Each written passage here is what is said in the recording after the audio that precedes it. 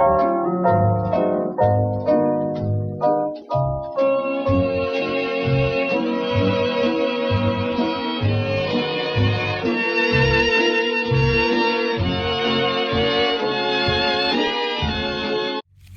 just got back from Florida. Did you even rest your mind? Your mind is overactive, and the mind is what counts, dear. I'll start out in the morning. Maybe I'll feel better. Fine, take an aspirin. Maybe it'll soothe you. I was driving along, you understand? And I was fine. And all of a sudden, I'm going off the road. I absolutely forgot I was driving. And 5 minutes later, I'm dreaming again. I have such thoughts, such strange thoughts. Willie, dear, talk to them again. There's no reason why you can't work in New York.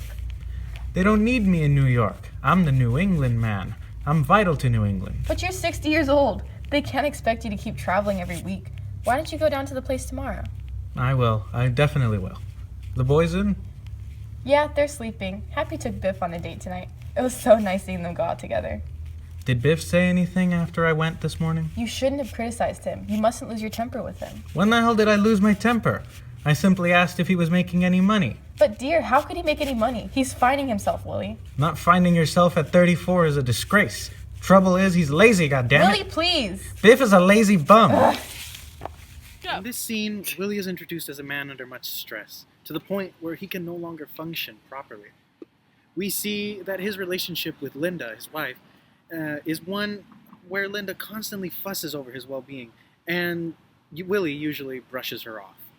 We also see Willie's very prideful nature, and despite the fact that he has agreed with Linda, his stubborn behavior is evident as he resists any attempt to change his routine initially. And we also are shown a bit about Willie's relationship with his son Biff. We immediately know that their relationship is tense, but we aren't given any reason why, likely in order to build interest in the plot.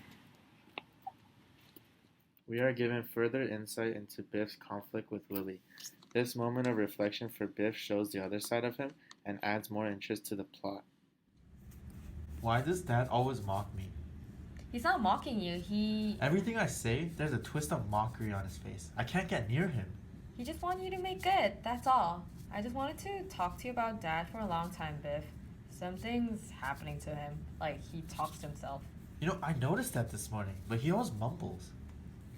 But not so noticeable. It got so embarrassing that I sent him to Florida. And you know something? Most of the time he's talking to you. What's he say about me? You can't make it out. What's he say about me? I think the fact that you're not settled, that you're still kind of up in the air. Don't lay it all to me. But I think if you got started, I mean, is there any future for you out there? I tell you, Hap, I don't know what the future is. I don't know what I'm supposed to want. In this scene, through Biff's conversation with Happy, we learn that Willie is likely just looking out for Biff's best interest, and it shows him in a more nurturing light. This scene is used to clear up the conflicts and add even greater focus on Willie. It is used to build up suspense and make the story much darker. Hey, Biffo! What the hell's the matter with them? No, let him go. Don't go near him. Stop making excuses for him. He never had 1 ounce of respect for you. He's always had respect for... What the hell do you know about it? He's got no character. Charlie wouldn't do this, not to his own house, spewing that vomit from his mind.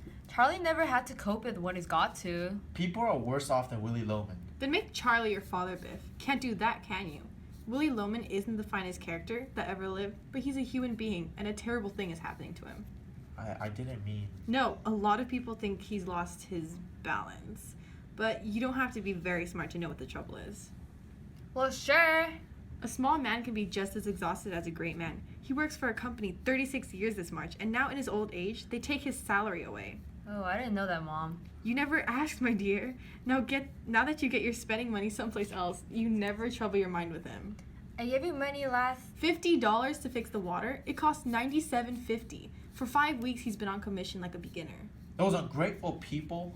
But are they any better than his sons? No one welcomes him. No one knows him anymore. And what goes through a man's mind driving 700 miles home without having earned a cent?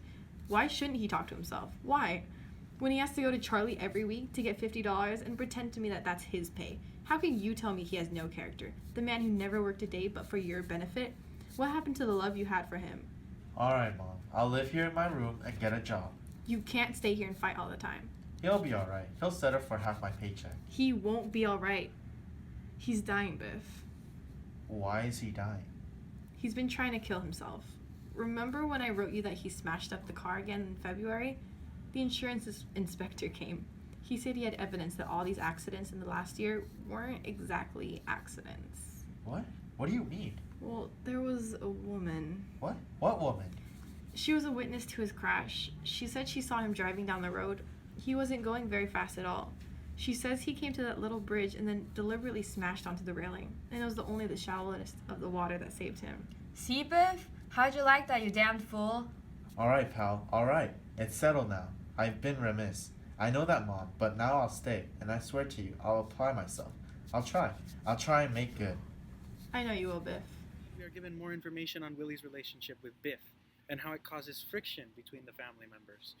We learn that Willie's condition is so severe that it has led him to suicidal acts and thoughts. The accidents may have been caused by his drifts from reality, but we know for a fact that his condition is potentially deadly. This scene provides an even more detailed example of Willie's condition, and it helps us understand the extent of Willie's detachment from reality. It is a part of the rising action in the story as it further develops Willie's internal conflict. I'm getting awfully tired, Ben. Wait, did you just call me Ben? Oh, that's funny. For a second there, you reminded me of my brother Ben. I have only a few minutes.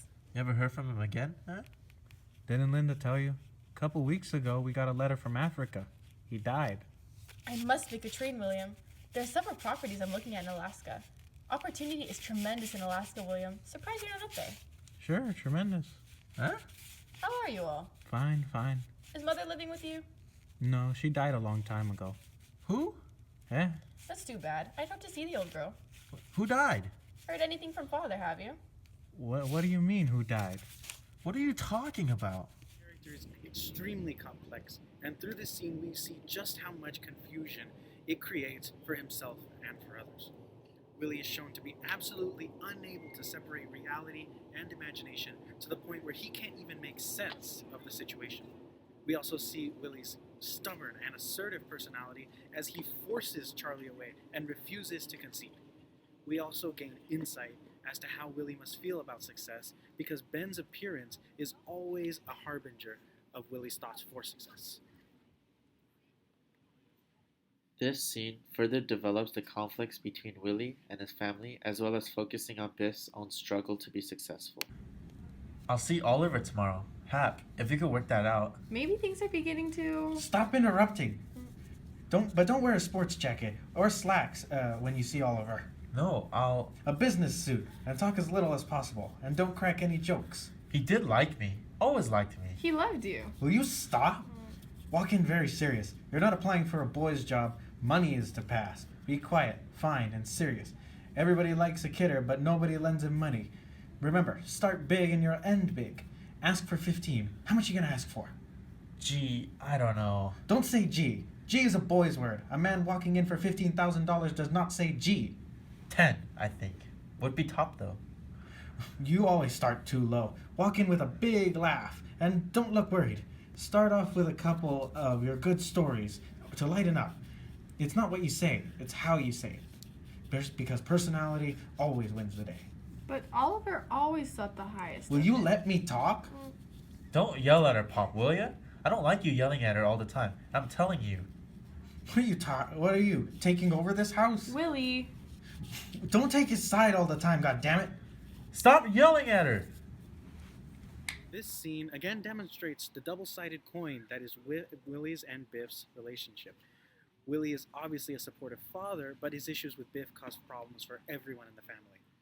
Willie's personality is better defined in this scene as a supportive but aggressive and This scene is a calm before the storm as Willie embarks on his mission to see Howard.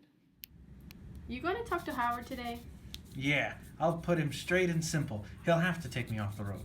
And Willie, don't forget to ask for a little advice because we've got the insurance premium. It's the grace period now. That's 100... 108.68 because we're a little short again. Why are we short?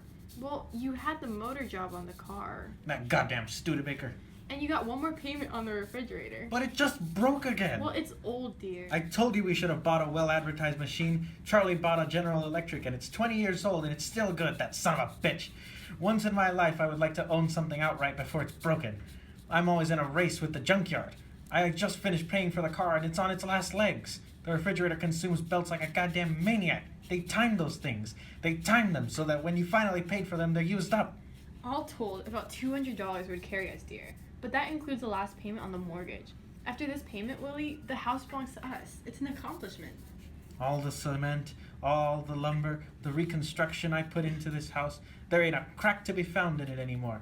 Anyway, goodbye, I'm late. Oh, I forgot. You're supposed to meet Biff and Happy for dinner. Me?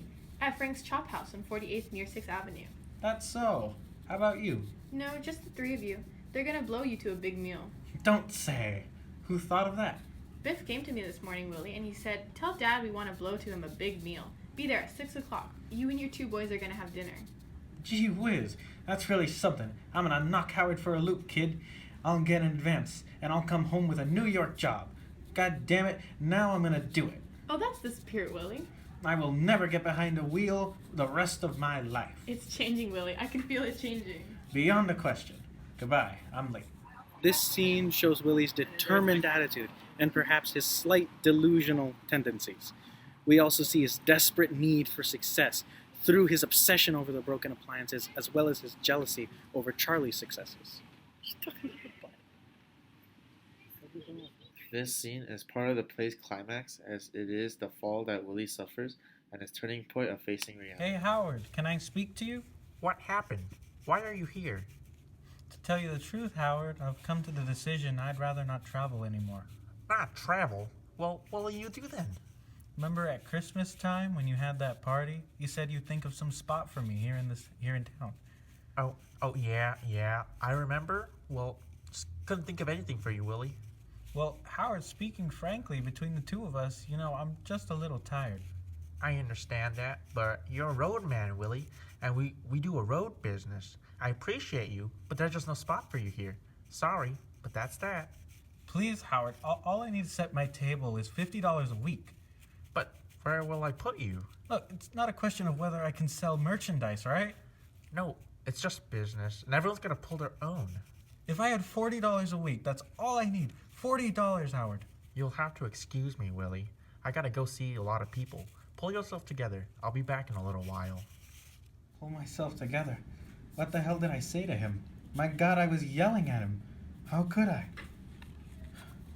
I gotta get myself some coffee. I'll get some coffee.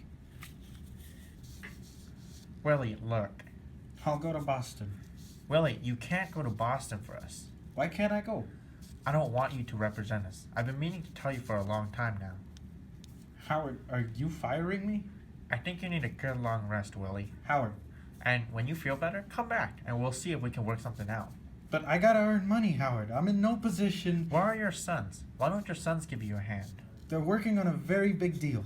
This is no time for false pride, Willie. You go to your sons and you tell them that you're tired. You've got two great boys, haven't you? Well, no question. But in the meantime... Then that's that, eh? Alright, I'll go to Boston tomorrow. No. I can't throw myself on my sons. I'm not a cripple. Look, kid, I'm very busy this morning. Howard, you've gotta let me go to Boston. I've got a line of people to see this morning. Sit down, take 5 minutes, and pull yourself together, and then go home, will you? I need the office, Willie. This scene marks the fall of Willie Loman. We see his tough and solid demeanor fall apart as he pleads with Howard and then starts to rant in anger and frustration. Willie is starting to face reality.